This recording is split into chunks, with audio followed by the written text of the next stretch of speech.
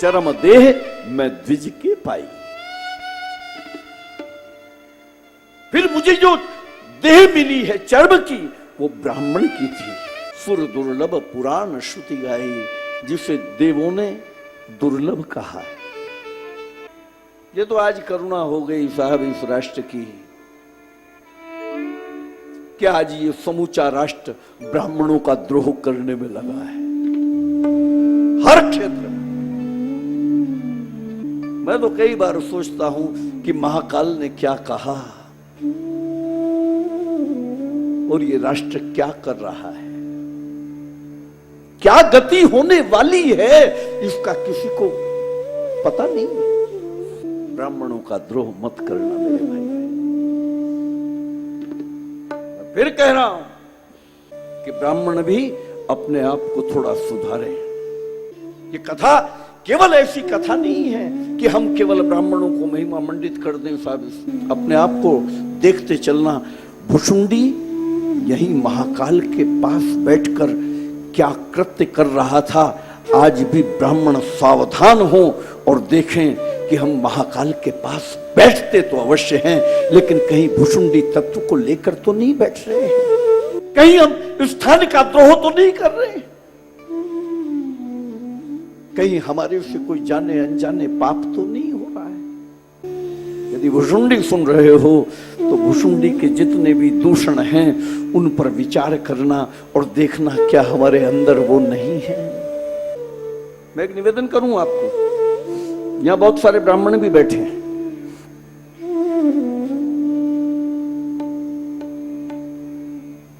पद्म पुराण क्या कहता है ब्राह्मणों के लिए? पद्म पुराण ने ब्राह्मणों के लिए क्या कहा है? ब्राह्मण के लिए पद्म पुराण कहता है कि धूम्रपान रते विप्रा दानम कुर्वन्ति जे नरा ते नरा नरकम यान्ति ब्राह्मणा ग्राम शुक्रा।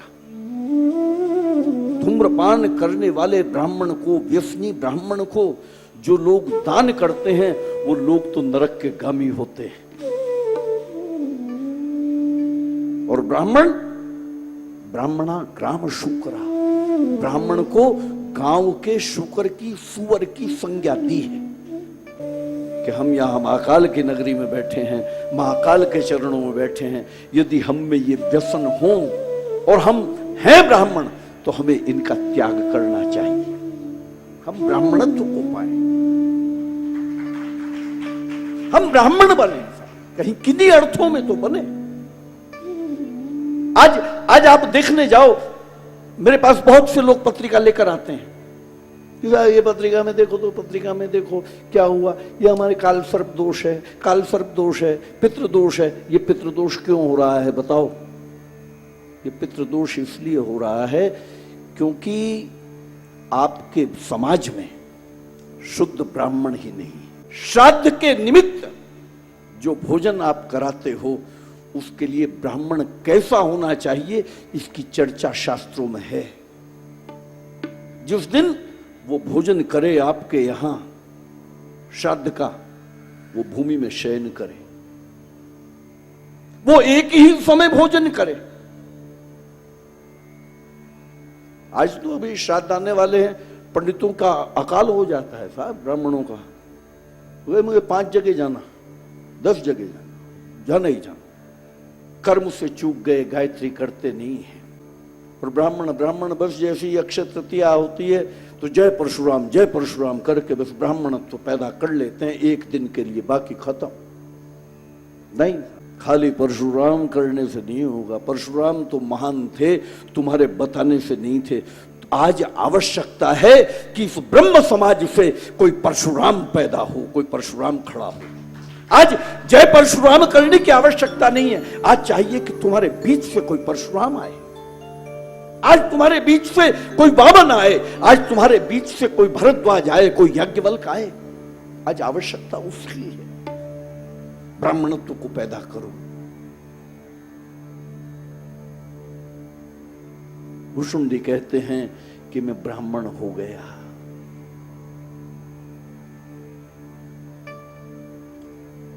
खेलता था बच्चों के साथ, श्री अवध में मैं खेलता, बालकों के साथ, छोटे छोटे बच्चों के साथ मैं खेलता था। और खेल क्या है? करऊं सकल रघुनायक लीला। खेल भी और कोई नहीं था, केवल और केवल श्री रघुनाथ जी के चरित्रों का मैं चित्रण करता था, मैं रामलीला करता था साहब। माता पिता ने बहुत कोशिश की कि पढ़ ले, लेकिन पढ़ा नहीं। कहते हैं कि प्रौढ़ भये मोहि पिता पढ़ावा। पिता बूढ़े हो गए, पढ़ाते पढ़ाते समझो गुनो नहीं लावा। पढ़ने की आवश्यकता भी नहीं थी, क्योंकि सदगुरु ने ब्रह्म विद्या दे दी थी। कवनेहु जन्म मिटे नहीं ज्ञान, सब ज्ञान था। मन से वासनाओं का समापन हो गया। मन ते सकल वासना भागी, केवल राम चरण लय लागी। केवल राम चरणों की भक्ति ही हृदय में थी। और कहते हैं कि खगेश भय काल बस जब पितु माता, जब माता पिता मृत्यु के गाल में समा गए, मैं बन गयूं भजन जन त्राता। बस मैं फिर भजनानंदी हो गया गरुड़। जहाँ तय मुनि स्वाश्रम पायूं, आश्रम जाय जाय सिर नायूं। जहां भी मुनियों के आश्रम देखता था, वहां जाकर उन्हें प्रणाम करता था। यही मेरी चर्या थी। और होते होते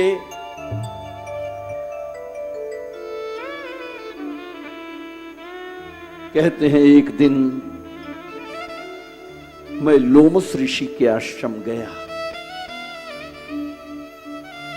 और लोमस जी के आश्रम में जाकर मैंने उनसे कहा कि बाबा मुझे आप दीक्षा दें। फिर से एक नया गुरु भुषुंडी के जीवन में आ रहा है। मैंने एक त्रिकोण की चर्चा की थी आप लोगों को, संभव है याद हो ना हो।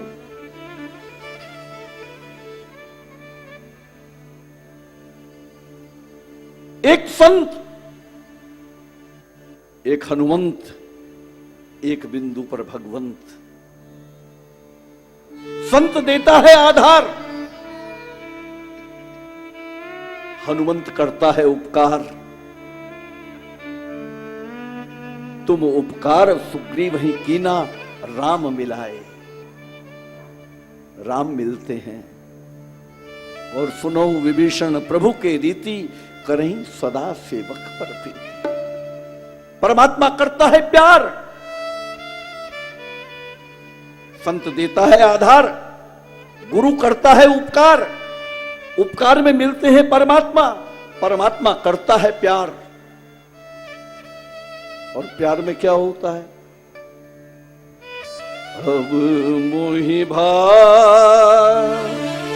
भरोसे हनुमंता, बिनु हरि कृपा मिलही नहीं संता। परमात्मा जब अतिशय प्रेम करता है, तब साफ फिर से एक संत आता है। इस तरह भुषुंडी के जीवन में जह तह मुनिन स्वाश्रम पायूं, आश्रम जाई जाई सिर नायूं। आश्रमों में संतों के पास जाते रहे, और जाते जाते घूमते घूमते भुषुंडी फिर लोमस ऋषि के पास चले गए। फिर एक मानो हनुमंत आ गया, फिर एक जीवन में सदगुरु आ गया। भुषुंडी जी ने वहां मांग की कि बाबा मैं दीक्षित होना चाहता हूं। और लोमस ऋषि ने निर्गुण मत की बात करी।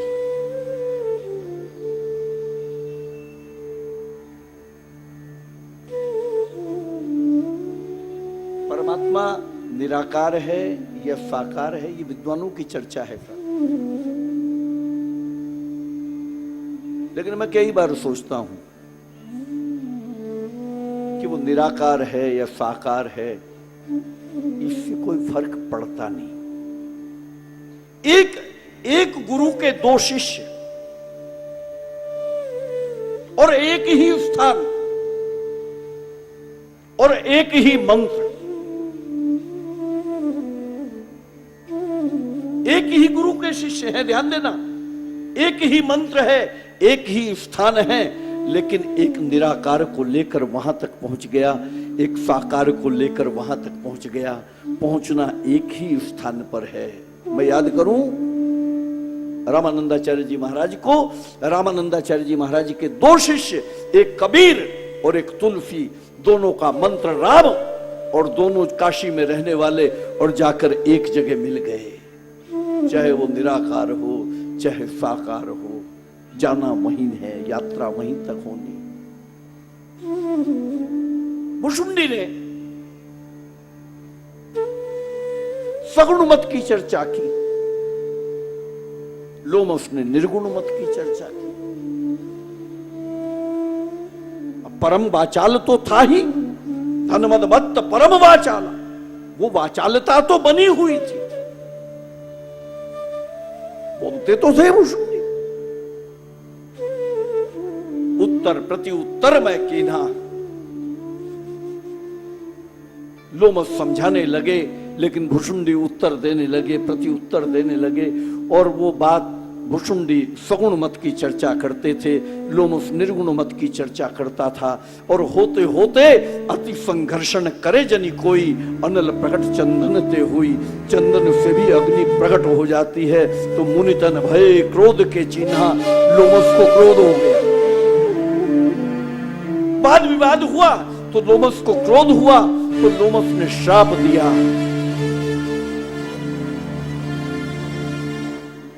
स्वपति होई पंछी चांडाला, जा तू चांडाल पक्षी कौवा हो जा। अब इसे तो क्रोध भी नहीं आता था। भुशुंडी ने जैसे ही वो श्राप सुना, तो भुशुंडी कहते हैं, गरुड़ नहीं कछु भय न दीनता आई, ना तो डर लगा ना दैन्य आया। दीन मलिन दरिद्र दुखारी था मैं जब उज्जैन गया था, इसलिए उज्जैन से संस्कारित होकर निकला है, इसलिए दीनता, मलिनता, दरिद्रता और दुख ये सब महाकाल में ही रह गया था मेरा। तो नहीं कछु भय ना दीनता आई, जैसे ही सुना कि सपदी होई पंछी चांडाला, तो मेरा भुशुंडी मनुष्य शरीर से तुरंत कौवा बनकर आकाश में उड़ गया।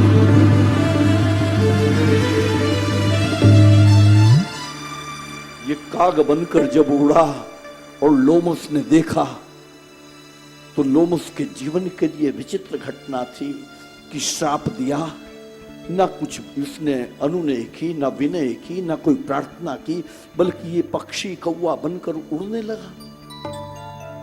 लोमस ने कहा कि नीचे आ, नीचे उतर। बोले गरुड़, गुरु तो मैंने मान ही लिया था, गुरु आज्ञा हुई नीचे उतरने की। मैं काग के रूप में आकर लोमस के सामने बैठा, और लोमस ने मुझे राम मंत्र का दान किया, और तब से 27 कल्प हो गए गरुड़। यहां पक्षी तीर्थ में बैठा हूं, निरंतर राम कथा करता हूं, पर याद मुझे उज्जैन वाला मेरा वो सदगुरु ही आता है। मैं उसे याद करता हूं और यहां रो लेता हूं।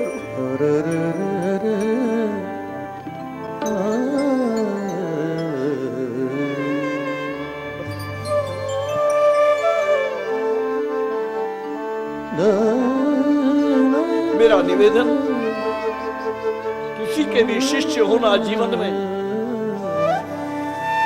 लेकिन ऐसा आचरण मत करना कि किसी सदगुरु का मन दुख जाए तुम्हारे आचरण से।